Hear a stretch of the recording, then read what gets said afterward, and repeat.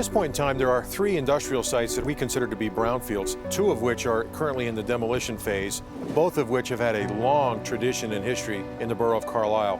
The most dominant one was formerly the Maslin Carpet Mill, now owned by Carlisle Events. The other historic site is the Carlisle Tire and Wheel Manufacturing Facility. That site, too, had been around for about 70 or 80 years. Both of those industries subsequently closed. All the employees lost their jobs, and the manufacturing left the community. The third brownfield site is one that is still currently for sale, but it was formerly the Tyco Electronics site, formerly AMP before that. So altogether, close to 60 acres that's potentially available for redevelopment. I've started thinking about these industrial sites at least 5 years ago when I was still with the Department of Environmental Protection. They're all located in close proximity to each other, and if you look down on them, they're connected by only a few blocks in each direction. And I thought about how we could tie them together and tie in residential, recreational, create new jobs with new commercial, light industrial perhaps, and even some medical office buildings that would complement the uses at each site as well as the downtown. These 3 sites all closed within 3 years of each other, and we lost hundreds, if not thousands, of jobs, and the sites were boarded up, and people had to look at these sites as where they used to work. So now when these sites get cleaned up and redeveloped, it's going to reinvigorate the entire town and create new jobs for the people that live in those neighborhoods. There'll be opportunities for new jobs for them to work there. Carlisle Tyranny was such a rock for the community. When I first moved in here, the factory was still going, pretty much running 24 hours a day. It gave a nice sense of security. And then it closed and the factory shuttered and it was just dark. And then over the past year, it's been demolition and rubble, and now it's almost completely gone. But at this point, we also see that there's opportunity because soon enough, something will be built back up.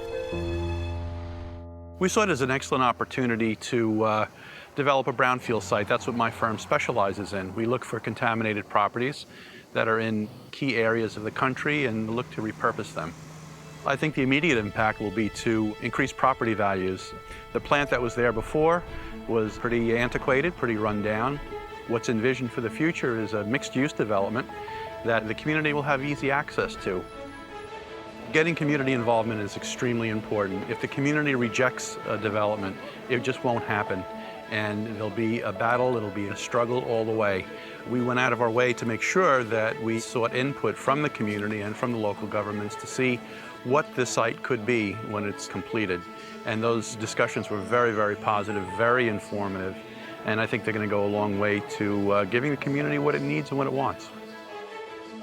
All of the 3 sites will be going through the Act 2 process, and the Carlisle Tire and Wheel property is in the process of being evaluated through an environmental assessment, and they have received state funding through the Industrial Site Reuse Program to continue their assessment.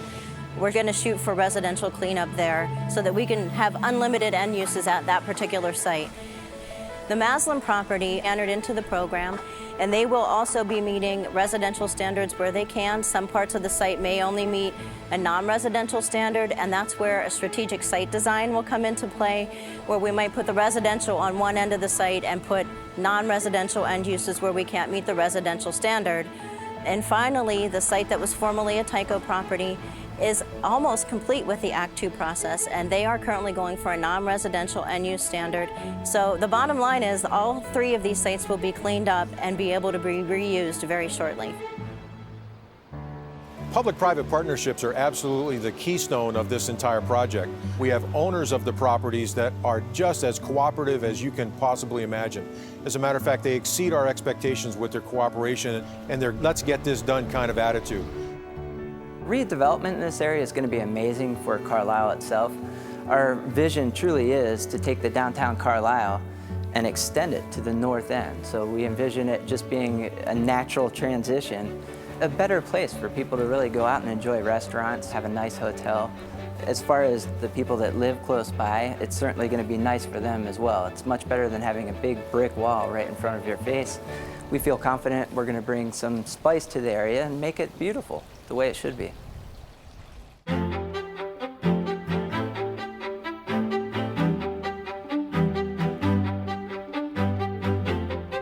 This particular redevelopment effort is what I would call a perfect storm. We have very engaged property owners who are willing to redevelop the properties in such a way that it benefits the community as a whole. We have local government leaders who have been engaged from the very beginning. We've been able to bring in county representatives and state representatives who are also putting some skin in the game to get these sites redeveloped. And finally, we just got an EPA grant for $200,000, one of only 20 in the United States, to continue our planning efforts with the stormwater management and some other initiatives. One thing I will say is it's very exciting to be doing this project in the town where I live, where I'm raising my family, where my husband and I both have businesses. And Carlisle is one of the best kept secrets in Pennsylvania. It's just a very vibrant town, so it's exciting to see these good things happening here. One of the big things that we've learned about the brownfields is that instead of looking at them as a true obstacle, we have chosen to look at them now as a true opportunity, increasing our tax base, looking at opportunities to employ people. And as we partnered in the private sector and in the public sector, we have truly turned these into opportunities that we think are going to be a real gold mine for the borough and for the greater Carlisle area.